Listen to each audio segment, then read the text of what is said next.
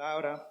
Y tengo el privilegio y el honor de anunciarles que esta mañana iniciamos una nueva serie de prédicas de Adviento que se titula Dios con nosotros. Hoy es el primer día o el 1 de diciembre, ¿verdad? Iniciamos el mes de diciembre y es un mes que popularmente, como los dichos se dicen, valga la redundancia, pasa rápido por tantas actividades que hay, ¿verdad? Cenas, fiestas, reuniones, cumpleaños, bodas, y puedo pasar enumerando muchas cosas, vacaciones, las promociones del colegio, de los colegios, las compras, y son tantas actividades que el mes se va volando. Pero llega enero, enero sí dura más, ¿verdad? Dura más de 33 días, se hace más largo, porque todos los reales se gastan ahorita.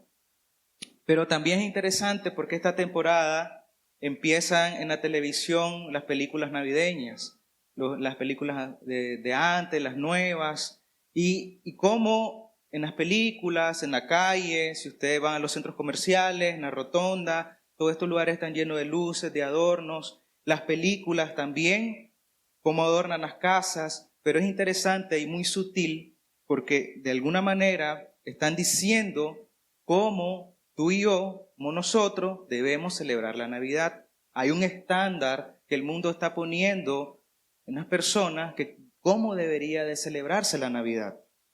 Esto está empujando a todos nosotros a decirnos, eso es la Navidad, así deberías de pasar el tiempo de Navidad. Y si no lo haces, tienes un problema. Entonces, por supuesto, empieza a empujar y a luchar con tu identidad, a decirte, a gritarte que así tienes que hacerlo. Esto es, ves las películas, ves las casas adornadas de luces, de muñecos, de cena, de comida, y marca un estándar muy alto. Por supuesto, cuando la persona no alcanza ese estándar de la celebración de Navidad, por supuesto pasa al otro extremo de deprimirse o luchar con su identidad. Y no es casualidad que muchos estudios digan que esta temporada de diciembre es cuando la tasa de suicidios aumenta. Hay mucha depresión, hay mucha tristeza, ¿verdad? Hay mucha autocompasión, personas que no pueden visitar a sus familias, personas que no pueden hacer compras, personas que no pueden adornar la casa como debería de estar adornada, se deprimen, se entristecen, se llenan de autocompasión. Pero como creyentes no estamos exentos de eso. Podemos luchar con eso, porque la influencia está ahí. El mundo y la cultura está gritando todos los días que tú tienes que alcanzar ese estándar. Ahora, con esto no quiero decir que es malo celebrar así, ¿verdad? O poner luces, árboles, o hacer compras, o participar de fiestas, pero por supuesto todo tiene y radica con la intención del corazón. Si es para la gloria de Dios, amén, podemos hacerlo, pero si es solo para satisfacer el vacío del corazón, para llenar vacíos del corazón o complacernos a nosotros mismos, nuestra identidad, por supuesto eso no glorifica a Dios. Ahora, es uno de los meses también más esperados por el aguinaldo, ¿verdad? Desde octubre ya se siente el aguinaldo, de noviembre y diciembre está el aguinaldo. Y esa es una de las cosas, es interesante, que hace sentir seguro a las personas. Comienzan a planificar con un dinero que no existe todavía. Comienzan a hacer compras con un dinero que no es de ellos, ¿verdad? Pero el que no recibe aguinaldo, ¿qué pasa? También están diciendo que deberías de recibir un aguinaldo. Entonces, si no hay un aguinaldo, el corazón va a luchar. Te puede llenar de autocompasión. Porque son cosas, lamentablemente, que a muchas personas, en algún momento de nuestra vida, también a nosotros mismos, nos pueden hacer sentir seguros. Nos pueden hacer sentir bien porque satisfacen la carne. Nos pueden hacer sentir tranquilos. Tenemos un aguinaldo, tenemos una cuenta en el banco, estamos bien, y muchas otras cosas más que pueden hacernos sentir seguros. La salud un hogar, una familia, un carro, ¿verdad?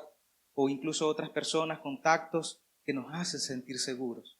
Pero debemos recordar que muchas de estas cosas, o todas estas cosas, mejor dicho, van a desaparecer. Son temporales, son cosas temporales. Entonces, amada iglesia, yo quiero preguntarte en esta mañana, a manera de reflexión, ¿qué cosas te hacen sentir seguro el día de hoy? ¿En qué estás poniendo tu seguridad? ¿Qué cosas te hacen sentirte tranquilo, bien, relajado, contento? ¿Son acaso todas estas cosas que acabamos de mencionar al comienzo de lo que la cultura y el mundo te dice de la Navidad o del trabajo o acerca de lo que debería ser tu identidad, las que te hacen sentir seguro y tranquilo? Entonces vamos a pasar al tiempo de la enseñanza, pero sin antes orar y poner este tiempo en las manos de Dios para que Dios hable en nuestras vidas y nuestros corazones por medio de la predicación de su palabra, que sea un tiempo para la gloria de Dios. Oremos. Señor, le damos gracias por su palabra, Señor, y el privilegio de poder estudiarla en esta mañana, Señor. Luego de poder adorar su nombre por medio de las alabanzas, por medio de la Santa Cena, venimos ante usted pidiéndole, Señor, sabiduría, discernimiento, humildad para nuestros corazones, Señor, y poder escuchar su voz para nuestra vida, Señor. Usted siempre tiene algo que enseñarnos a nosotros de manera particular como seres, pero también como iglesia, Señor. Por favor, que no despreciemos ninguna enseñanza, Señor, que no minimicemos ningún llamado a nuestra vida, que seamos rápidos para escuchar y rápidos para obedecer, Señor. Que tengamos corazones, Señor, nos dé corazones humildes y enseñables, Señor. Y ahora, Señor, con esta nueva serie de prédicas, que podamos entender realmente el propósito de esta temporada, Señor, que es la gloria de su Hijo Jesucristo. Poder recordar el nacimiento de Cristo Jesús para salvación nuestra, Señor. Oramos en el nombre de Jesús. Amén. Esta mañana vamos a estar en el libro de Mateo. Mateo capítulo 1, del versículo 18 al 23. Yo voy a leer en Nueva Biblia de las Américas. Dice la palabra de Dios, versículo 18. El nacimiento de Jesucristo fue como sigue. Está narrando Mateo. Estando su madre María comprometida para casarse con José, antes de que se llevara a cabo el matrimonio, se halló que había concebido por obra del Espíritu Santo. Entonces José, su marido, siendo un hombre justo y no queriendo denunciarla públicamente, quiso abandonarla en secreto. Pero mientras pensaba en esto, se le apareció en sueños un ángel del Señor, diciéndole: José, hijo de David, no temas recibir a María tu mujer, porque el niño que se ha engendrado en ella es del Espíritu Santo, y dará a luz un hijo, y le pondrás por nombre Jesús, porque él salvará a su pueblo de sus pecados. Todo esto sucedió para que se cumpliera lo que el Señor había hablado por medio del profeta, diciendo: He aquí, la Virgen concebirá y dará a luz un hijo, y le pondrá por nombre Emmanuel, que traducido significa Dios con nosotros. Amén. Y el propósito del texto y del Evangelio de Mateo es demostrar, amada iglesia, que Cristo es el Rey y el Mesías de Israel. El enfoque que Mateo le da a este texto es judío completamente. Por eso, unos versículos anteriores, él comienza a narrar la ascendencia de Jesús desde Abraham, no desde el Génesis, no desde Adán. El Evangelio de Mateo cita más de 70 veces pasajes proféticos del Antiguo Testamento, haciendo énfasis en que Cristo es el cumplimiento de todas esas promesas. Todos los principales temas de este libro están arraigados en el Antiguo Testamento y colocados a la cruz de las expectativas mesiánicas de Israel. Y más adelante vamos a ver el contexto en que se encontraba el pueblo de Israel y lo que quiere decir esto con las expectativas que el pueblo tiene acerca del Mesías. El propósito es claro de Mateo: demostrar que Jesús es el Mesías de la nación judía, esperado por mucho tiempo. Y vamos a ir al Antiguo Testamento en Isaías 7. Porque Mateo está citando, la promesa que Mateo cita es en Isaías 7. Son palabras del profeta Isaías al rey Acaz. Isaías profetizó durante el reino dividido de Israel. Israel se divide en dos reinos, el reino del norte, llamado Israel, y el reino del sur, Judá. Pero, ¿por qué se divide el reino de Israel? Y esto empieza desde el pecado de idolatría de Salomón. Salomón, el rey más sabio y próspero, puesto por Dios, peca en contra de Dios, desobedece al Señor, comete idolatría, adora a otros dioses porque se mete con otras mujeres paganas que adoran a otros dioses, él comienza a adorar a esos dioses y Dios quita su mano de gracia de él y empieza y hacen una profecía en contra de él que el reino de Israel va a ser dividido en dos, pero no viene inmediatamente con Salomón, sino con su hijo, ¿verdad? Esto lo podemos leer en Primera de Reyes, capítulo 11. Isaías profetizaba meramente, o la mayoría de sus profecías eran en contra del reino del sur, que en este caso es Judá, y profetizaba en contra de la idolatría. Muchos del pueblo habían caído en esto.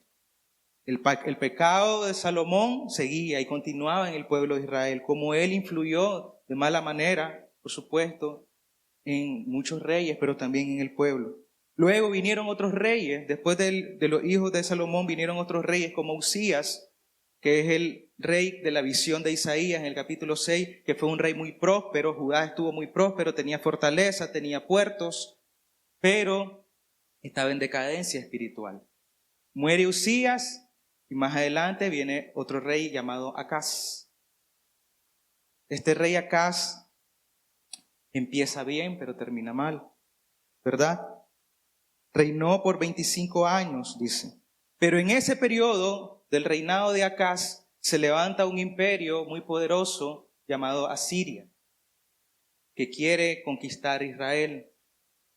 Entonces, recuerden, tenemos dos reinos, el reino del norte Israel, el reino del sur Judá. El reino del norte se alía con Siria, con otro pueblo, para defenderse de Asiria.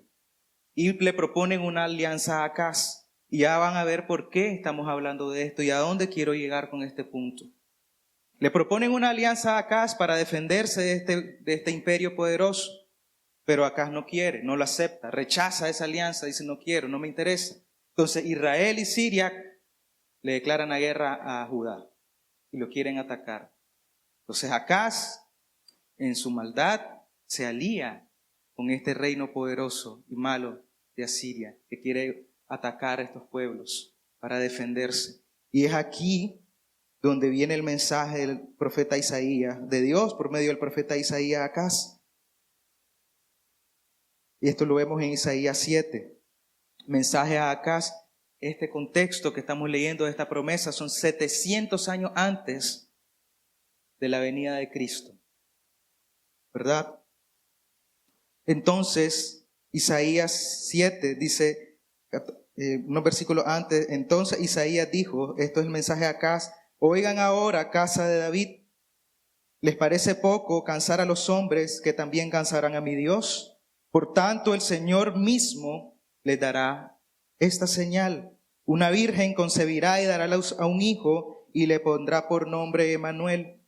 Comerá cuajada y miel hasta que sepa lo suficiente para desechar lo malo y escoger lo bueno.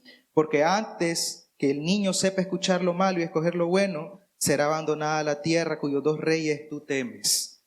Y antes de este mensaje que Dios le manda a Acaz, Dios le pide una señal. Le dice, pídeme una señal y yo te la daré. Pero Acaz no quiere. Y en su piedad falsa, cita Deuteronomio 6, diciendo, no voy a tentar a mi Dios de esa manera, no voy a pedir una señal. Pero el problema está en que Acaz ya había tomado una decisión en su corazón. Él ya había decidido confiar en Asiria, en sus caballos, en sus carruajes y en sus armas, en vez de buscar al Señor. No perdamos de vista que Acaz es un rey puesto por Dios. Pero en vez de confiar en Dios, en vez de confiar en el Señor, Él confía en los hombres. Él se siente seguro en los hombres. Él decide en su corazón confiar en Asiria. Y por eso Dios manda este mensaje a Acaz. Ahora, regresando a Mateo, tenemos el contexto de lo que está sucediendo con el pueblo de Israel. Son 700 años que han pasado desde esa promesa que Dios le dijo al rey Acaz. Luego de esos imperios malos vinieron otros más sobre Israel. Vinieron otros imperios, el griego y otros números más. Hubo 400 años de silencio, que no había ninguna profecía de Dios hacia el pueblo. Y por supuesto las expectativas del pueblo de Israel hacia ese Mesías estaban siendo alimentadas por la opresión que ellos tenían. Ahora, imagínense qué tipo de libertador podría estar esperando Israel en ese momento, cuando Mateo habla de este texto. Luego de tener todas estas luchas y opresión de los imperios y estar sometido ahora en un imperio como es el romano, un imperio muy cruel. Pero en todo este relato, de este tiempo, de estos años, podemos ver la fidelidad de Dios. Podemos ver la mano de Dios obrando en el pueblo de Israel. ¿Y cuántas veces, de manera personal, tú que estás sentado ahí, has pensado que Dios debe actuar a lo inmediato en tu vida cuando tú oras, por ejemplo? Han pasado 700 años desde esa promesa a Israel. 700 años lleva luchando Israel en su corazón, esperando al Mesías prometido por Dios. Pero el énfasis que hace Mateo es de otro tipo de libertador. Porque si regresamos a Mateo, lo que dice en su palabra, dice que Él nos va a liberar de los pecados. Están siendo sometidos en su cultura, en su religión, en sus creencias, en sus finanzas. No tienen una libertad como pueblo porque están recibiendo y absorbiendo todo lo de los romanos. Y por supuesto ellos esperan ser libres de eso. Ellos quieren quitarse ese yugo que están cargando. Pero la espera y la expectativa en su corazón está siendo errónea. No es lo que Dios está pensando para su vida. Y así como escuchábamos en el tiempo de la Santa Cena, el Señor Jesucristo nos libera del pecado. Y ese ha sido siempre el enfoque o el propósito de Dios con el Mesías. Liberar a su pueblo del pecado. Porque ese es el mayor problema que nosotros tenemos el día de hoy. Ese es el mayor problema que tú y yo tenemos el día de hoy. El pecado. No los problemas sociales, no las crisis financieras, no las guerras, sino el pecado de nuestros corazones que nos aleja de Dios. Porque más allá de un enemigo terrenal, el pecado nos hace enemigos de Dios. La palabra de Dios nos enseña, no tengas miedo al hombre que puede matar el cuerpo, sino a Dios que mata el cuerpo y el alma. Entonces, la fidelidad de Dios en el cumplimiento de sus promesas nos revela su poder. Este es como el punto número 1 de la prédica. Él salvará a su pueblo de sus pecados. Dice el versículo 20 de Mateo. Por eso, entonces Mateo nos está enseñando y nos está diciendo que necesitamos un Salvador. Tú y yo necesitamos un Salvador. No está en nuestras propias fuerzas vencer el poder del pecado. Está haciendo un énfasis de lo que el Mesías viene a hacer. No a libertarnos, no a liberarlos, del yugo romano. Dios no está interesado en eso. Dios está interesado en el corazón del pueblo de Israel, pero Dios también está interesado en tu corazón y en mi corazón. En limpiarnos y liberarnos del pecado que nos hace esclavos. Ellos pensaban que su mayor problema eran los romanos. Y tú puedes estar pensando hoy que tu mayor problema son las finanzas. o los problemas sociales, o el problema de salud, pero el mayor problema que tú y yo tenemos es el pecado, y por eso necesitamos un Salvador. Tú necesitas un Salvador, yo necesito un Salvador. El apóstol Pablo en Romanos 6:23 dice, porque la paga del pecado es muerte, pero la dádiva de Dios es vida eterna en Cristo Jesús, nuestro Señor. Amén. Ese es el precio del pecado, muerte. No hay otro. Pero solo por medio de Cristo Jesús podemos ser liberados de eso. El apóstol Pedro en 1 de Pedro dice, Él mismo llevó nuestros pecados en su cuerpo sobre la cruz, a fin de que muramos al pecado y vivamos a la justicia, porque por su herida fueron ustedes sanados. Pues ustedes andaban descarriados como ovejas, pero ahora han vuelto al pastor y guardián de sus almas. Estábamos muertos en nuestros delitos y pecados. Israel estaba muerto en sus delitos y pecados. ¿Y qué pasaba si Dios quitaba el imperio romano y los liberaba de ellos? Ellos iban a seguir esclavos de sus pecados. ¿Y qué puede pasar si hoy Dios resuelve tus problemas financieros, pero sigues luchando con pecado? Y probablemente esas dificultades y opresión externa están llevándote a un quebrantamiento y a poder ver la belleza de Dios. Por eso la fidelidad de Dios y el poder de Dios puede vencer el poder del pecado. Dios es santo, hermanos, no tolera el pecado. Cuando el Señor Jesucristo estuvo en la cruz del Calvario, Dios guardó silencio. Y el Señor Jesucristo exclamó, Señor, Señor, ¿por qué me has abandonado? Porque el Dios Padre no podía estar ahí, porque el Señor estaba maldito y lleno de pecado. El pecado que tú y yo cometemos, Él lo estaba cargando en la cruz. Por eso Juan 3:36 dice, el que cree en el Hijo tiene vida eterna, pero el que no obedece al Hijo no verá la vida, sino que la ira de Dios permanece sobre él. Dios está airado todos los días con el pecador. Pero solo por medio de Cristo Jesús, esa ira de Dios no está con nosotros el día de hoy. Por eso no puedes minimizar los pecados. Es muy peligroso minimizar los pecados. Es muy peligroso pensar que una mentirilla blanca no es mala y que eso puedes enseñarle a tus hijos. No hay problema. Que la pereza, el ocio o la pasividad no es un gran problema. Porque Dios me ama así, por Cristo. Cuidado, iglesia, estás minimizando los pecados. Porque al minimizar los pecados, por supuesto, estás minimizando la santidad de Dios también. Estás diciendo que Dios no es tan santo.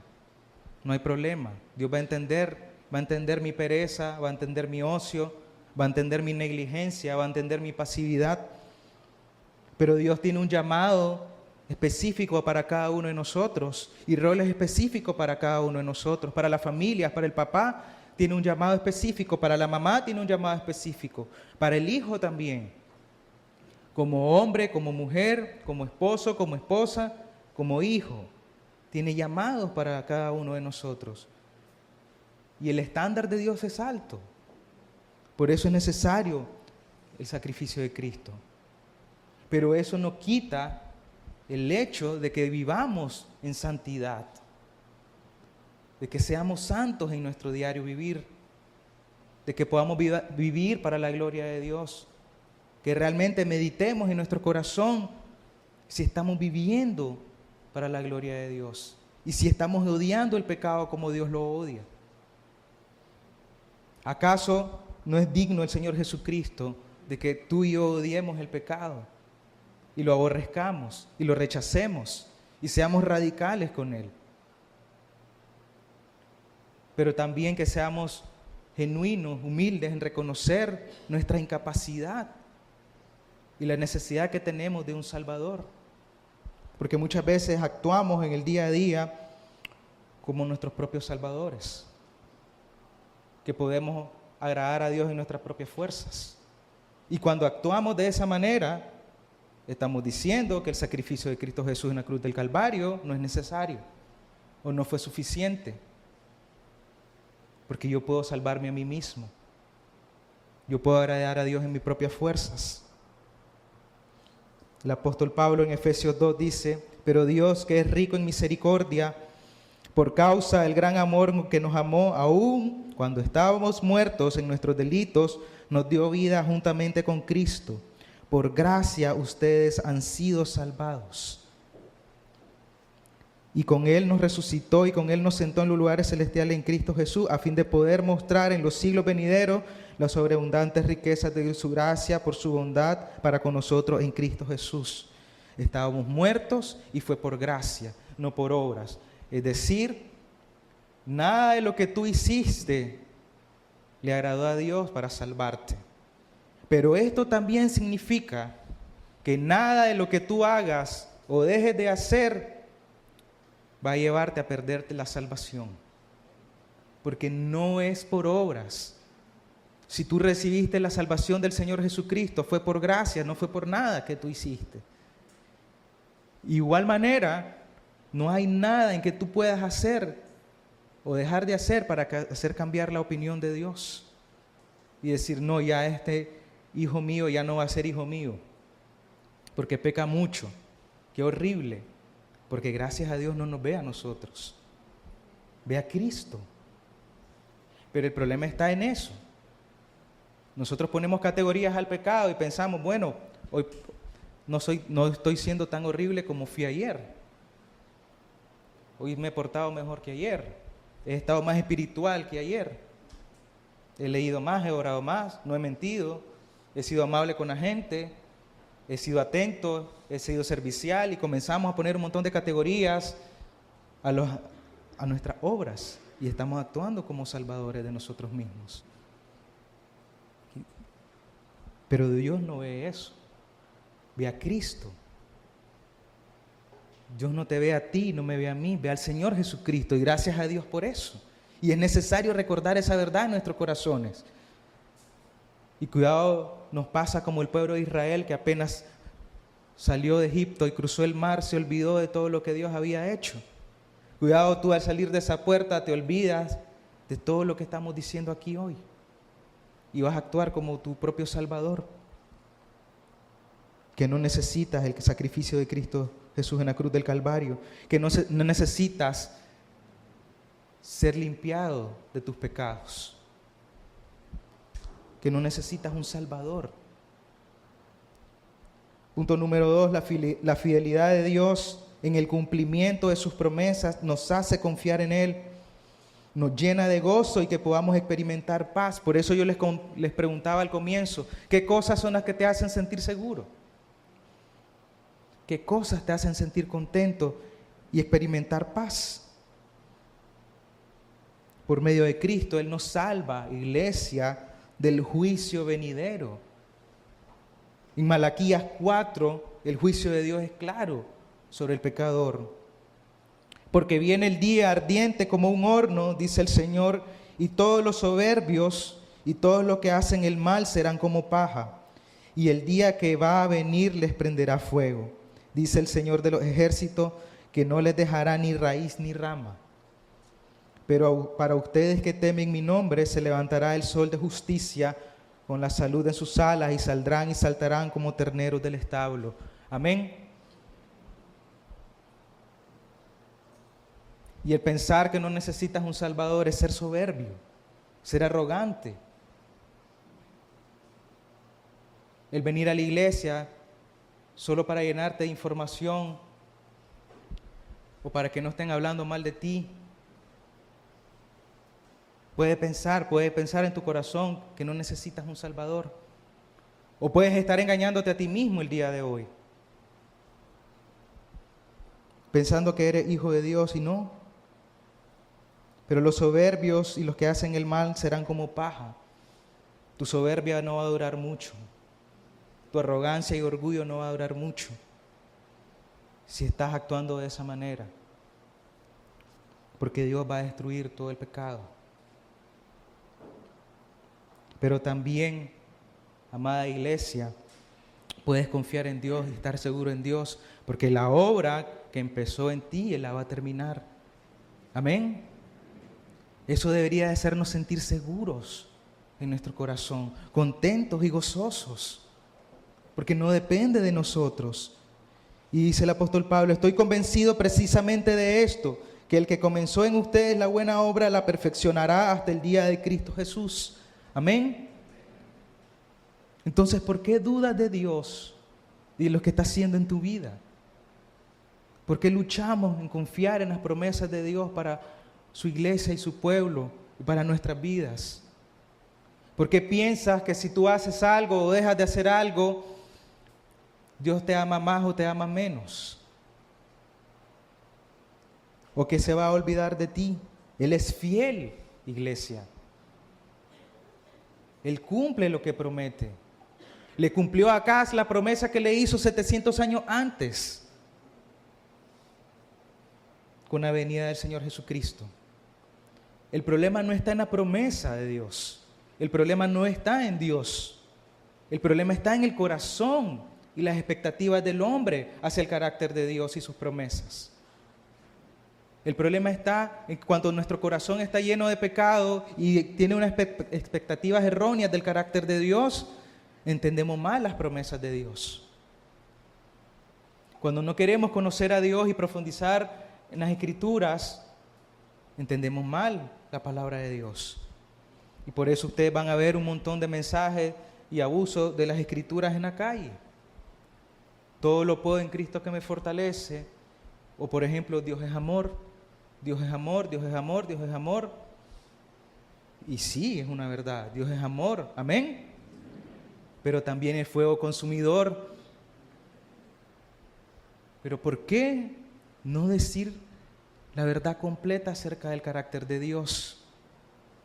Por el problema en el corazón. No es en la promesa y no es el Señor el problema, es el corazón y las expectativas del hombre hacia lo que Dios promete. Le pasó al pueblo de Israel y puede estar sucediendo contigo el día de hoy, teniendo expectativas incorrectas hacia el carácter de Dios, pensando que Dios no puede salvarte, que eres muy malo para salvarte. Y yo he platicado con muchos hombres que piensan de esa manera. Yo soy muy malo para que Dios me salve. Pero no hay nada en toda la creación que Dios no pueda salvar. A toda criatura me refiero, todo hombre. Dios es poderoso para salvar al que Él quiere. Aunque tú pienses que eres el peor, y probablemente sea cierto, pero Dios puede salvarte. Dios puede quebrantar tu corazón. Porque lo hizo conmigo y lo hizo con muchos de ustedes también. Dios puede salvarte. La salvación no depende del hombre. No depende de lo que haces o dejas de hacer. Porque es por gracia, como dice Efesios, que ustedes han sido salvados y no procede de nosotros. No hay nada en nosotros que pueda agradar a Dios. Incluso el día de hoy, si tú eres hijo de Dios y quisieras agradar a Dios en tus propias fuerzas, para que Dios esté contento con lo que estés haciendo, no lo ve Dios. Porque no te está viendo a ti, está viendo al Señor Jesucristo. Y gracias a Dios por eso. Porque nuestra mejor obra de justicia, que pensemos que es la mejor obra de justicia para nosotros, o lo mejor que podamos hacer, es como un trapo de inmundicia para el Señor. Le da asco, repulsión. Imagina tu mejor obra, o cuando te has sentido contento pensando que Dios está feliz contigo porque eres un buen hijo de Dios y que estás satisfecho en tus fuerzas, en lo que tú haces. Dios rechaza eso. Y eso debe mover el corazón y llenarnos de gozo, no ponernos tristes. Porque gracias a Dios es por Cristo que tenemos paz con Dios y podemos entrar al trono de gracia del Señor. Y podemos ver la fidelidad de Dios cumplida a través del Señor Jesucristo. Todas las promesas de Dios se cumplen en Cristo. Amén. La fidelidad de Dios, el cumplimiento de sus promesas. En el cumplimiento de sus promesas nos revela el amor de Dios por su pueblo. Mateo, en los versículos que estamos leyendo, reconoció al Señor Jesús como Emmanuel. Y Emmanuel es la encarnación de Cristo. Expresa el milagro de la reencarnación. Jesús es Dios con nosotros. En Juan capítulo 1 dice: en el principio ya existía el Verbo, y el Verbo estaba con Dios, y el Verbo era Dios. Él estaba en el principio con Dios. Todas las cosas fueron hechas por medio de Él, y sin Él nada de lo que ha sido hecho fue hecho.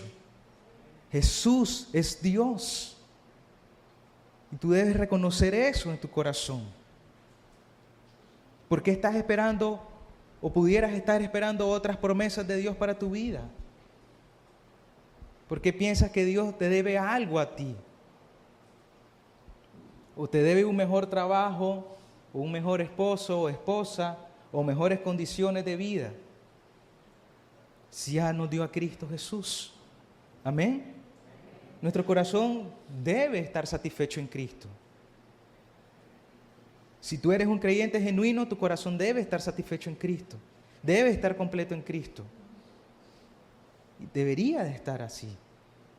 Pero si no está completo y satisfecho en Cristo, es probable que está satisfaciéndose en otras cosas y llenándose de otras cosas, pensando que Dios te debe cosas y debe hacer algo por ti, que debe sanarte de tu enfermedad. Dios debe hacerlo. Dios debe darme un buen trabajo.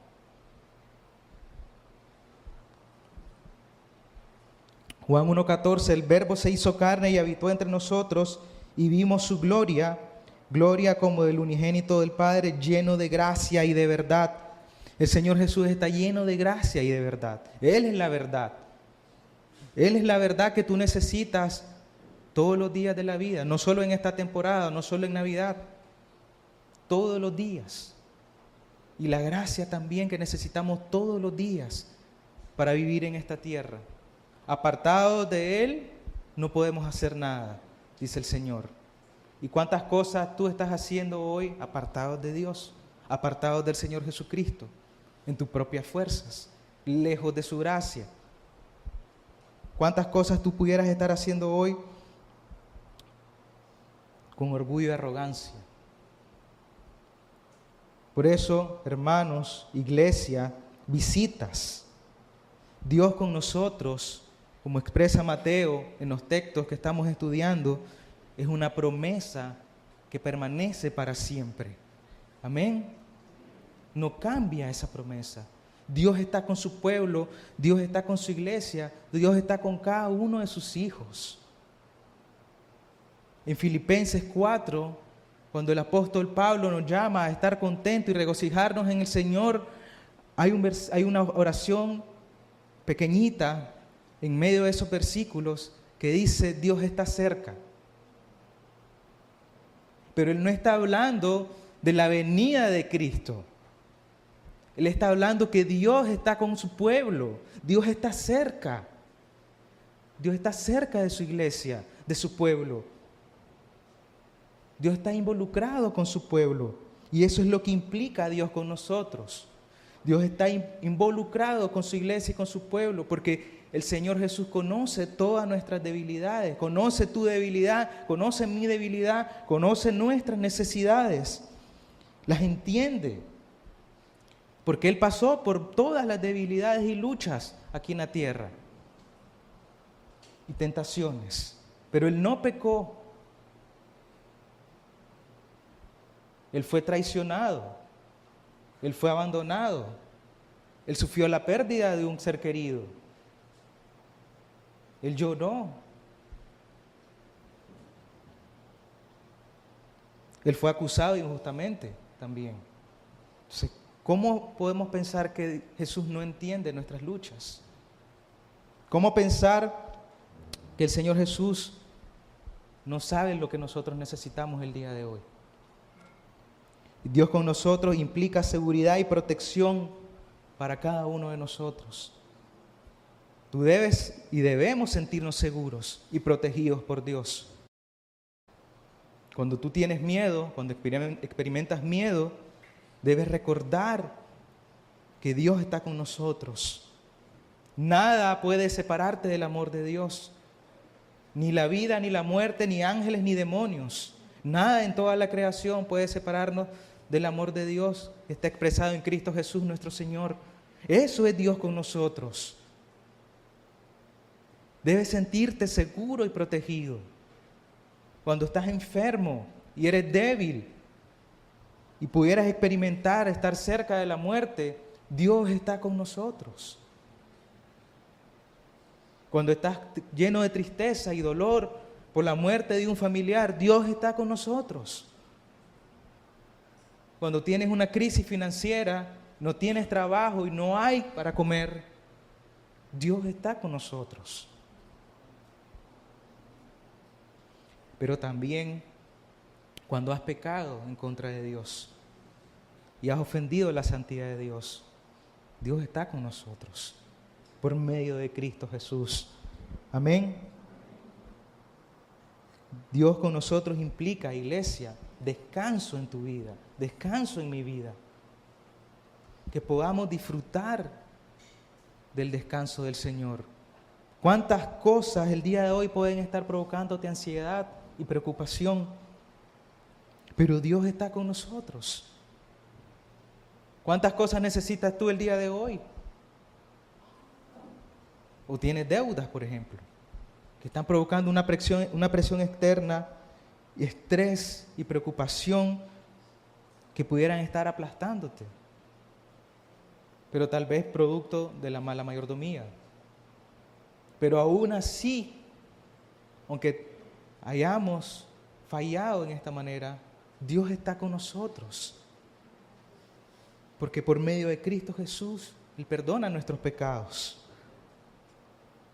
Dios con nosotros implica que podemos entrar al trono de la gracia con confianza y orar al Señor porque Él nos escucha.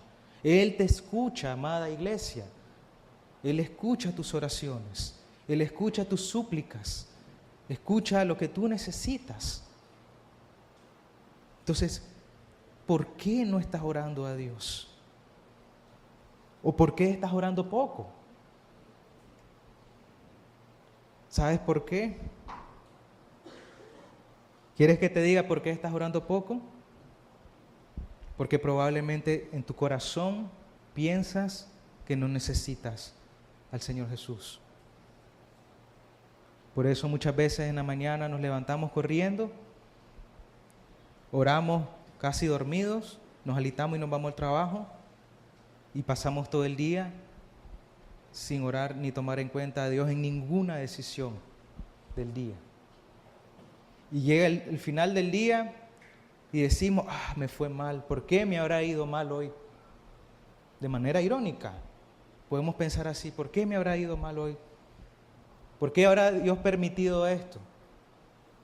Y probablemente, tal vez hace una semana o más no has agarrado la Biblia, ni siquiera sabes dónde está tu Biblia. ¿Cuántas personas, iglesia, vienen acá los domingos sin Biblia, sin tomar notas? Eso es soberbia y arrogancia. Que dicen, yo no necesito tomar notas, no necesito un Salvador, yo no necesito Biblia, la tengo en mi teléfono. ¿En serio? ¿En serio no es necesario una Biblia? Claro que sí. Entonces, esos detalles, acciones, actitudes, muestran realmente lo que tú piensas acerca del Señor. Y si tú estás reconociéndolo como tu Señor y Salvador. Y no solo estoy hablando de las visitas, o mejor dicho, no estoy hablando de las visitas, estoy hablando de los miembros de la iglesia. Miembros de muchos años que vienen a la iglesia sin Biblia, sin cuaderno de notas. Y llegan a la casa y tienen oportunidad de estudiar la prédica, de repasarla, y no lo hacen. Y dicen en el grupo pequeño, es que no me dio tiempo por el trabajo. Es que no me dio tiempo porque estaba enfermo. Me sentía mal.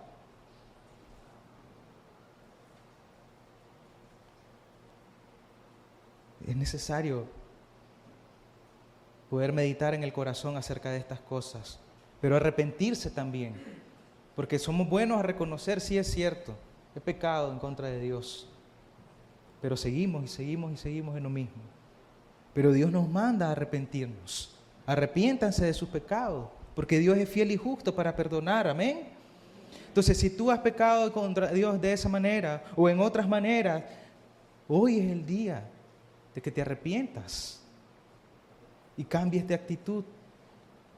Hoy es el día de pedirle perdón a Dios, de confesar tus pecados, ser honesto, genuino, humilde y reconocer ante el Señor que has pecado en contra de Él, que has ofendido a un Dios santo, que has rechazado al Salvador, que has creído la mentira que no necesitas a Cristo, que en tu propia fuerza puedes acercarte a Dios y puedes vivir de acuerdo a tus estándares, tu moralidad. Pero recuerda que Dios rechaza todo eso. Por eso hoy, hermanos, el día que te arrepientas de eso y de que pongas toda tu confianza en el Señor, que confíes en las promesas de Dios para tu vida, para la iglesia, para su pueblo, porque Dios es fiel, Dios cumple sus promesas. En Cristo Jesús están cumplidas todas las promesas de Dios. No necesitas nada más. No necesitas tener éxito en la cultura y en el mundo para ser una gran persona. Necesitas a Cristo.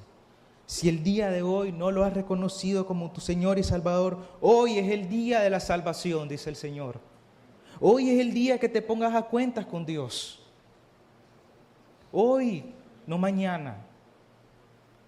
Es necesario. El día del juicio venidero no sabemos cuándo es.